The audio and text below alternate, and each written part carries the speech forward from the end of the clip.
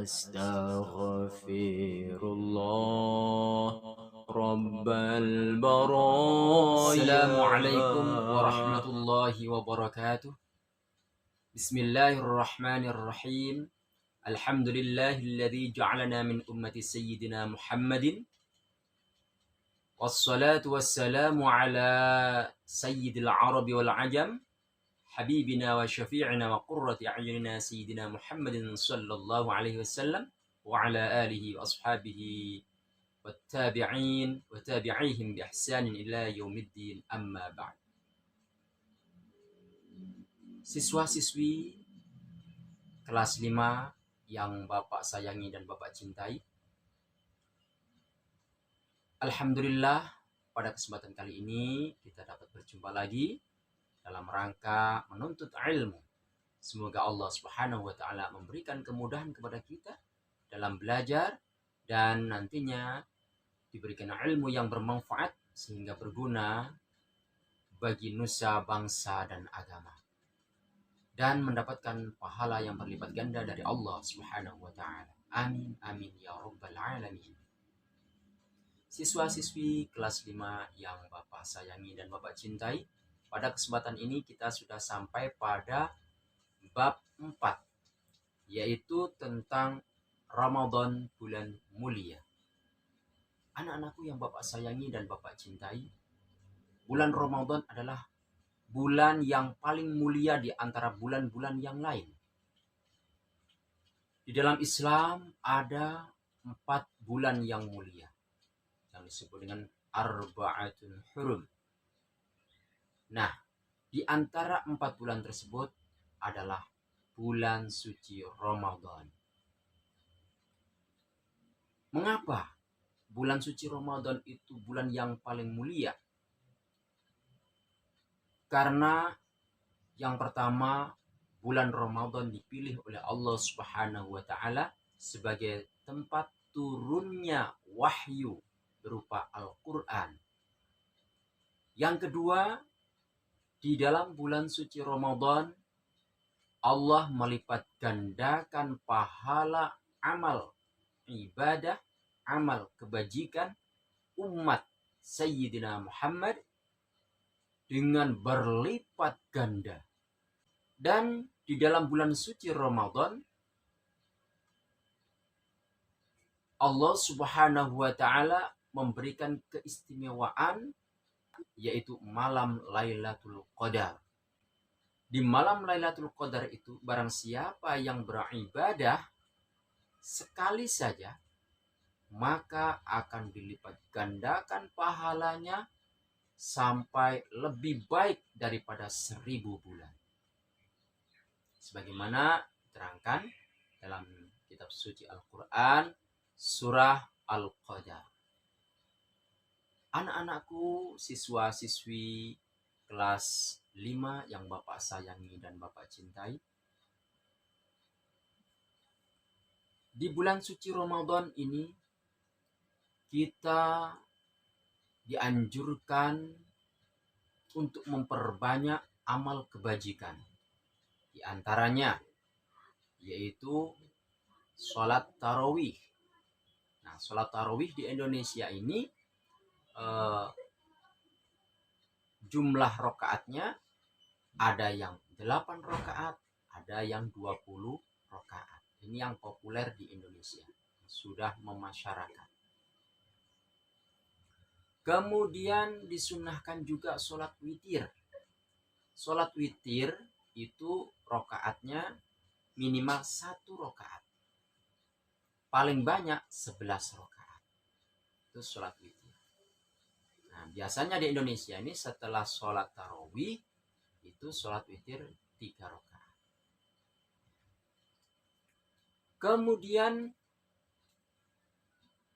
di dalam bulan suci Ramadan juga ada amalan yang sangat dianjurkan, yaitu tadarus. Apa itu tadarus? Tadarus adalah membaca Al-Quran secara berjamaah, baik itu 2 orang atau lebih, ya. Kemudian saling memperhatikan bacaannya. Yang satu membaca, yang satu menyimak, mendengarkan, melihat tulisannya. Kalau ada yang salah, ditegur dan dibenarkan. Kemudian yang satu selesai baca, dia menyimak. Dan yang tadi menyimak sekarang bergantian membaca. Begitu. Sehingga dalam 1 bulan Ramadan itu, seseorang yang rajin bertadarus, maka bacaannya semakin hari akan semakin bagus. Bisa-bisa nanti setelah bulan suci Ramadan, bacaannya sudah lancar dan sangat bagus. Nah, itu keistimewaannya. Kemudian di bulan suci Ramadan juga dianjurkan untuk bersedekah, memperbanyak bersedekah. Bisa membagikan makanan, bisa membagikan uang, sedekah di kotak amal masjid, musola, atau pengajian, atau memberikan para pengemis atau orang-orang miskin di sekitar kita, memberikan bantuan kepada mereka. Kemudian bisa juga dengan memberikan sajian takjil, sajian berupa makanan, minuman yang disiapkan untuk orang-orang yang mau berbuka puasa. Barang siapa yang memberikan makan orang yang berpuasa, maka dia akan mendapatkan pahala orang, seperti orang yang berpuasa tadi. Kalau ada 10 orang yang berpuasa, makan makanan yang kita berikan tadi, maka kita akan mendapatkan pahalanya 10 orang puasa.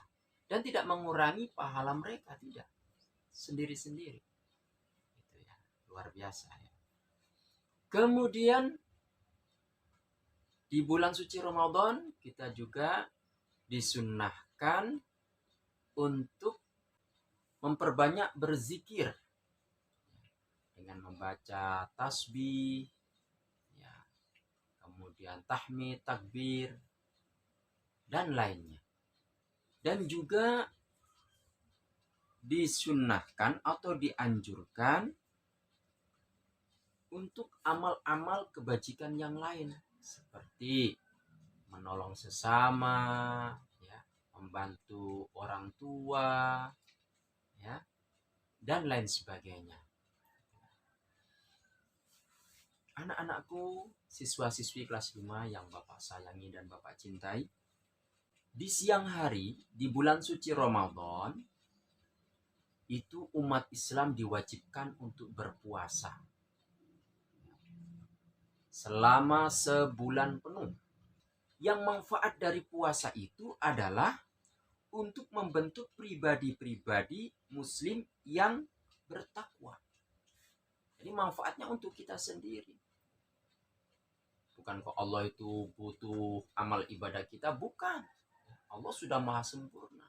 Kalau Allah memerintahkan hambanya untuk beribadah, itu manfaatnya untuk hamba tersebut. Karena nanti ada balasannya oleh Allah Subhanahu wa taala. Akan dibalas oleh Allah Subhanahu wa taala baik di dunia maupun di akhirat, lebih-lebih di akhirat. Anak-anakku yang Bapak sayangi dan Bapak cintai, puasa di bulan suci Ramadan adalah termasuk rukun Islam yang keempat. Ini yang populer. Ya. Jadi yang populer, puasa di bulan suci Ramadan adalah termasuk rukun Islam yang keempat. Ada yang mengatakan yang ketiga, tapi itu tidak populer. Yang populer adalah yang keempat. Nah, rukun Islam tentu anak-anak masih hafal ya. Nah, rukun Islam ada 5. Yang pertama syahadat, 2 sholat, 3 zakat, 4 puasa di bulan suci Ramadan, 5 ibadah haji bagi yang mampu. Nah, sekarang apa itu puasa? Puasa dalam segi bahasa adalah al-imsak. Al-imsak artinya menahan. Menahan diri, itu al-imsak. Nah, ini macam-macam nantinya. Orang menahan sesuatu, itu disebut dengan puasa menurut bahasa. Tapi bukan itu yang dimaksud, ya.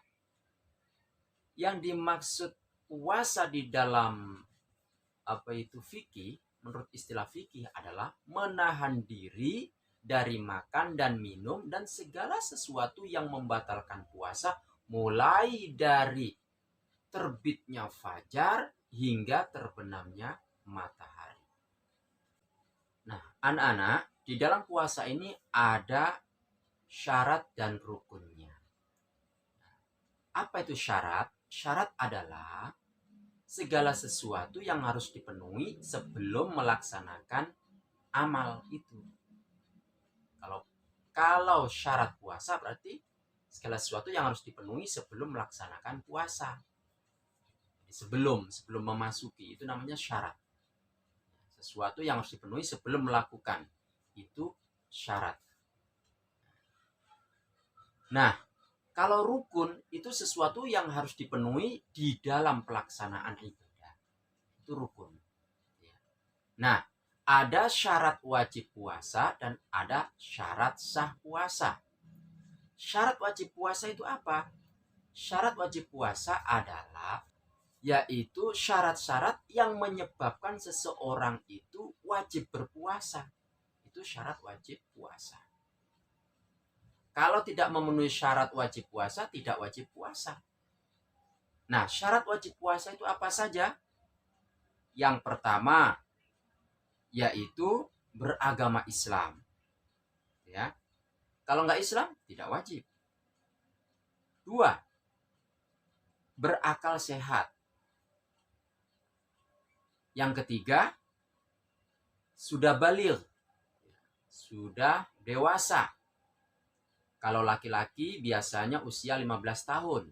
Kalau perempuan biasanya 9 tahun. Kalau laki-laki tadi itu belum umur 15 tahun, seumpama baru 12 tahun, tapi sudah mimpi basah, ya, keluar sperma, maka dia sudah dewasa. Nah, kalau perempuan itu biasanya 9 tahun sudah dewasa. Kemudian yang keempat, syarat wajibnya yaitu tidak sedang haid atau nifas. Kalau orang sedang haid, tidak wajib puasa, bahkan tidak boleh. Atau sedang nifas, itu juga tidak boleh berpuasa dan tidak wajib berpuasa. Bahkan kalau dipaksain puasa malah dosa, yang nggak boleh. Itu bagi orang yang haid atau nifas. Nah, sekarang syarat sah puasa apa? Di antara syarat sah puasa, nah, kalau syarat ini terpenuhi maka sah puasanya. Ya, di antaranya adalah Islam. Kalau belum Islam, ya, tidak beragama Islam, dia puasa, tidak sah. Harus masuk Islam dulu. Yang kedua, berakal sehat. Kalau orang tidak berakal sehat, orang gila puasa, ya nggak sah puasanya. Yang ketiga, pada hari yang diperbolehkan puasa. Syarat sah puasa itu. Seperti puasa di hari raya Idul Fitri atau Idul Adha, itu nggak sah. Karena hari raya, 2 hari raya itu tidak boleh untuk dipuasai, nggak boleh. Bahkan haram. Karena hari raya Idul Fitri dan Idul Adha adalah waktu kita untuk bersenang, berbahagia atas kemenangan bahwa kita sudah mampu melaksanakan puasa selama 1 bulan. Itu di Idul Fitri. Nah, kalau Idul Adha itu hari raya umat Islam, ya, karena di hari itu dapat mengalahkan hawa nafsu yang terlalu cinta terhadap dunia, sehingga disunahkan untuk berkorban. Kemudian syarat sah puasa berikutnya adalah tidak melakukan hal-hal yang membatalkan puasa. Itu udah jelas ya, kalau melakukan hal-hal yang membatalkan puasa ya nggak sah. Kemudian puasa ini ada rukunnya. Apa itu rukun puasa? Rukun puasa ada dua. Yang pertama niat di waktu malam, dan yang kedua adalah menahan diri dari makan dan minum dan segala sesuatu yang membatalkan puasa, mulai dari terbit fajar hingga terbenamnya matahari. Anak-anakku yang Bapak sayangi dan Bapak cintai, mungkin kita sampai di sini dulu ya. Semoga ada guna dan manfaatnya, khususnya bagi diri Bapak dan umumnya bagi anak-anakku semua dan semua para pemirsa. Terima kasih atas segala perhatian. Mohon maaf atas segala kekurangan. Wassalamualaikum warahmatullahi wabarakatuh.